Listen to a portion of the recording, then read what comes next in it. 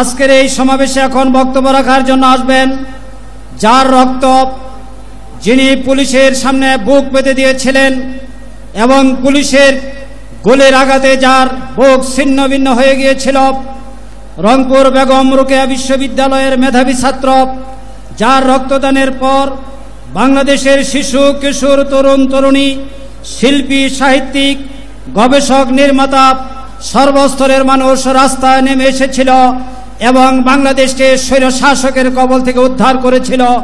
সেই শাহাদাত বরণকারী জনাব শহীদ আবু সাইদের বড় ভাই জনাব মোহাম্মদ রমজান আলী, জনাব মোহাম্মদ রমজান আলী।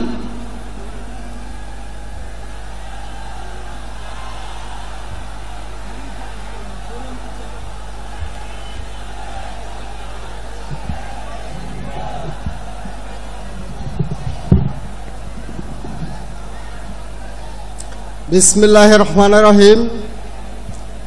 আজকে বাংলাদেশ জামাতে ইসলামী মহাসমাবেশ ঢাকা সরওয়ার্দী উদ্যানে আয়োজিত সভাপতি এবং প্রধান অতিথি এবং রাজনীতির নেতৃবৃন্দ, আমাদের সামনে আছেন সাংবাদিক ভাইয়েরা এবং প্রশাসনিক কর্মকর্তা এবং এই সম্মেলনের যোগ দেওয়া বাংলাদেশের বিভিন্ন জেলা থেকে আগত ভাইয়েরা, সকলে আমার সালাম নেবেন। আসসালামু আলাইকুম।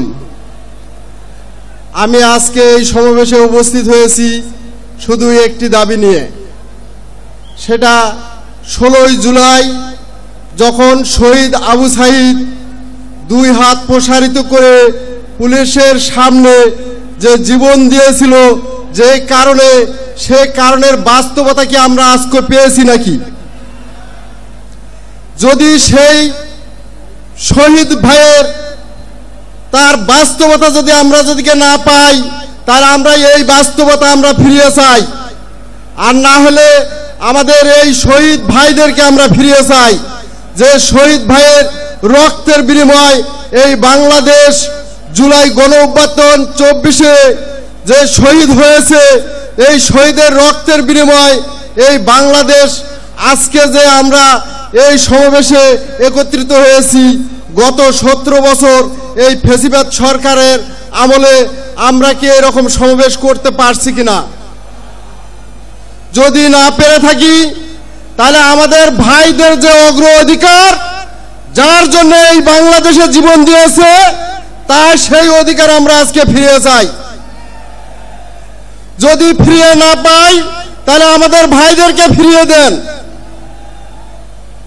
আজকে দীর্ঘ 1 বছর পেরিয়ে গেল, কিন্তু আজ পর্যন্ত আমরা একটি শহীদ ভাইয়েরও বিচার পাইনি এই বাংলার মাটিতে।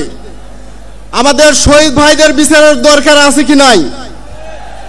আমি মনে করি নির্বাচনের আগে আমাদের এই শহীদ ভাইদের বিচারের আগে প্রয়োজন। বাংলাদেশে আনাচে কানাচে যে ফ্যাসিবাদ সরকারের দোসরেরা জায়গায় জায়গায় গাপটি মারি আছে, তারা পায়তারা চালাচ্ছে। যদি আমরা এই শহীদ ভাইদের বিচার পাই, সেই ফ্যাসিবাদী শয়তানেরা এই বিচারের আওতায় গ্রেপ্তার হবে। তাহলে আমরা এই বাংলাদেশকে একটি সুষ্ঠু নির্বাচন এবং মানুষের যে অগ্রাধিকার, যে ভোটের যে অধিকার, সেটা আমরা ফিরিয়ে পাব। সবাইকে সালাম জানিয়ে আমার বক্তব্য শেষ করছি। আসসালামু আলাইকুম। সম্মানিত দেশবাসী।